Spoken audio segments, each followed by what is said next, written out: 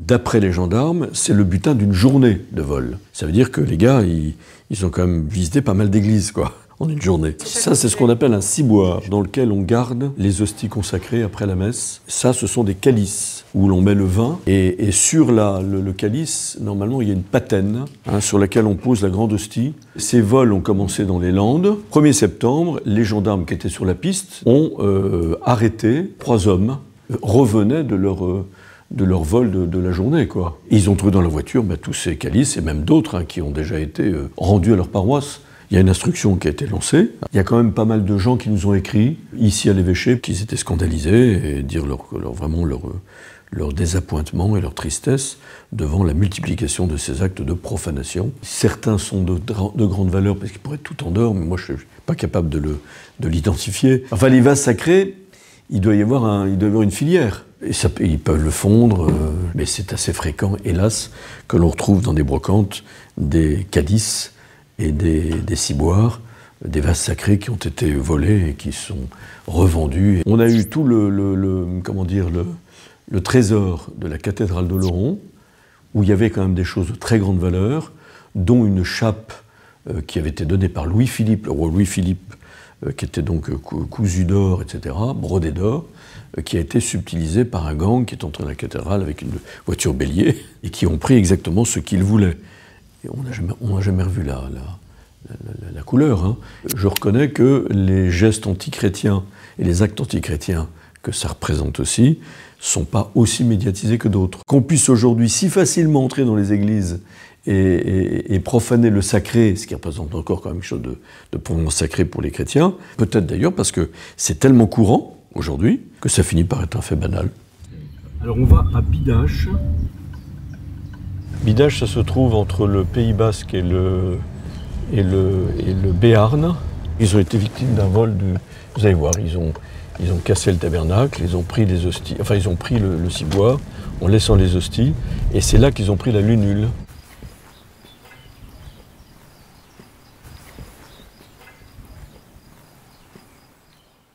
Bonjour Jean-Marc. Tu vas bien? Bonjour, ça va, en forme. Ouais. Un soir, la sacristaine, qui s'occupe bien du lieu, a vu que la nappe sur l'autel principal là-bas au fond avait été bougée. Et elle a vu que le tabernacle la porte du tabernacle avait été abîmée. Le ciboire avait été volé, les hosties tout de même, non pas répandues par terre comme parfois, ou piétinées, mais vidées dans le tabernacle. La lunule du Saint-Sacrement a été volée aussi. C'est une profanation. Les fidèles ont été quand même Ils ont été mis choqués. au courant.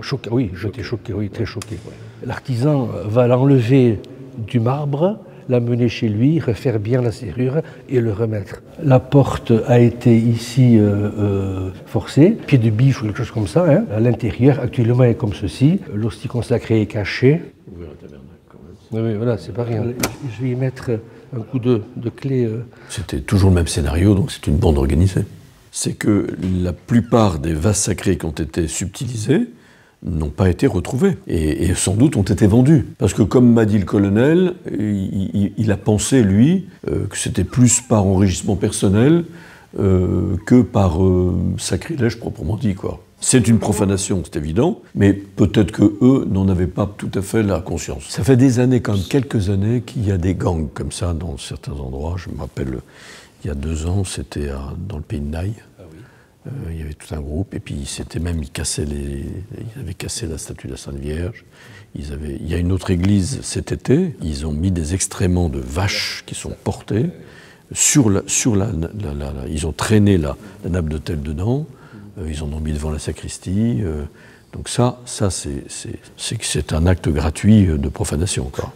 Dans une petite église du Pays Basque cet été, c'était au mois de juillet, je pense, une personne qui était une artiste espagnole, basque, de Bilbao, qui s'est prétendue militante d'une cause féministe, anti-catholique, anticapitaliste, tout ce que vous voudrez, enfin bon, et qui, dans le cadre d'un festival basque, et elle a été invitée à participer à ce festival, et elle a donné une prestation. Donc il y avait 200 personnes dans l'église, la fille est entrée par la sacristie, en petite tenue, elle est montée sur l'autel, Elle a pris un crucifix, elle a fait le geste de se masturber avec le crucifix, et elle a balancé le crucifix dans la foule en criant « Dieu est mort » en basque. Des citoyens de ce petit village qui étaient des paroissiens, qui ont été tellement scandalisés qu'ils sont sortis, et ils sont allés se plaindre auprès du maire. Voilà. Mais on a aussi fait le choix, comme dit Monseigneur, de garder aussi pour la vénération, pour la prière, oui, les églises ouvertes. Mais c'est là où il faut susciter à nouveau chez nos fidèles le désir de venir à l'église pour prier et habiter leur... C'est la maison de la prière, hein, c'est pas la maison de... C'est pas l'office du tourisme en tout cas. Ici, mes prédécesseurs ont fait un document, un livre, si vous voulez, avec toutes les photos de tout ce qui est inventaire. Mais tout ceci a été photographié dans le ciboire en question, qui est peut-être à l'évêché parmi d'autres objets qu'on vous a rendus. Oui. Il est peut-être aujourd'hui à Bayonne. Oui, oui, parce que je me souviens quand je suis arrivé dans le diocèse, pour des questions d'assurance, on avait demandé au curé de faire l'inventaire des vases sacrés de leurs églises et de prendre des photos. Mais ça n'a pas été fait partout, sans doute.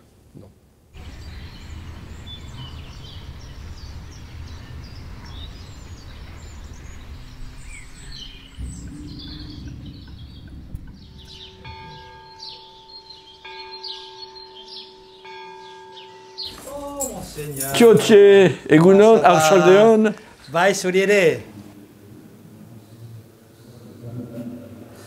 Bon, le matin, moi, j'avais fermé le tabernacle vers 10h moins le quart. Après la messe. Parce que oui, après la messe. Donc je savais à peu près ce qu'il y avait dans le ciboire contenu.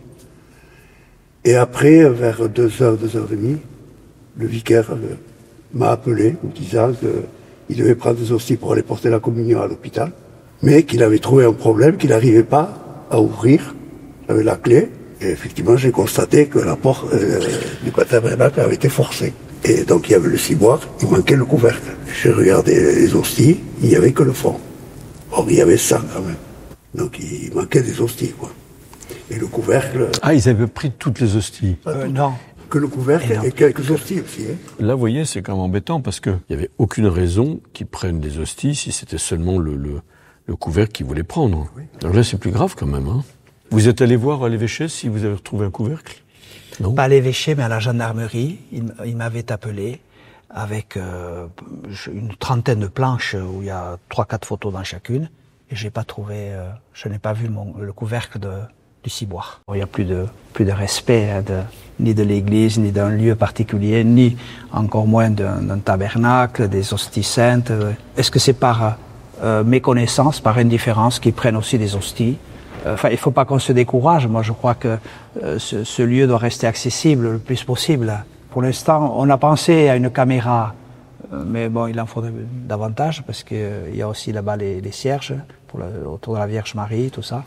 Donc, 1 ou 2 caméras. Mais parce que ça reste ouvert toute la journée. De temps en temps, on fait des rondes, mais aux chrétiens aussi, de temps en temps, voilà, n'hésitez pas. Moi, je leur dis de temps en temps, vous savez, quand vous passez pour faire une course, passez par l'église, puis en même temps, ça veut dire qu'il y a quelqu'un, il y a une présence. Ça nous aide aussi à veiller à une certaine sécurité, quoi.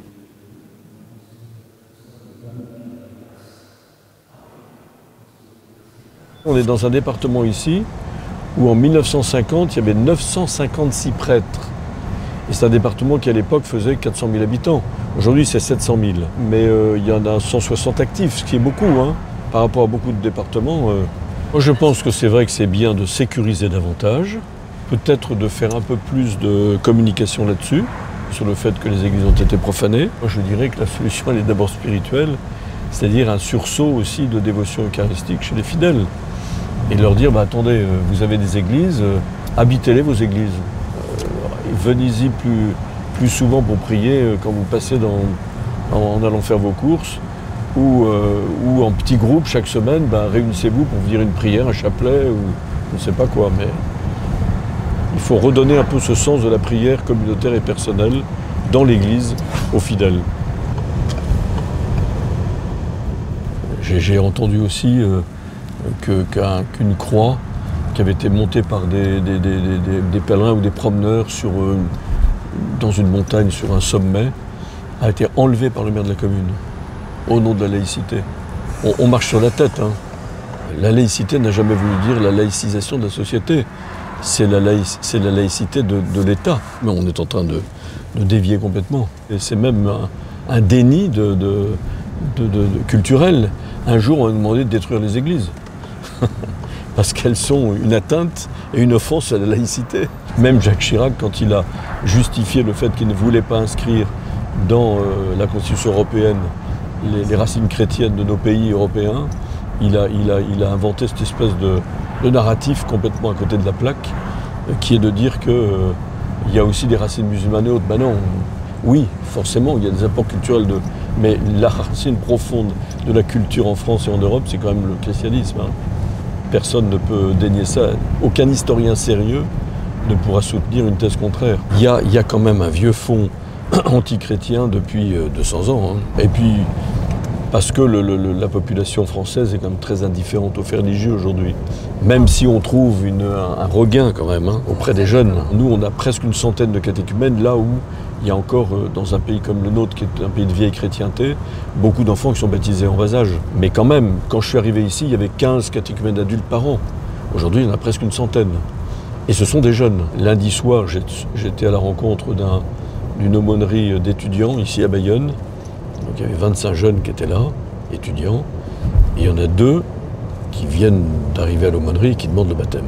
Et tous les 2, ils m'ont dit, nous on a grandi dans une famille athée, et l'un des 2 m'a dit qu'il avait même dans sa famille des gens qui étaient profondément anti-chrétiens. Je pense qu'il y a un tel vide intérieur qui est creusé par cette société qui est anti-valeur, anti-spirituelle, que ça crée un vide d'intérieur et donc une attente ne peut pas être satisfaite par le projet de vie ou le projet de société qu'il aurait proposé.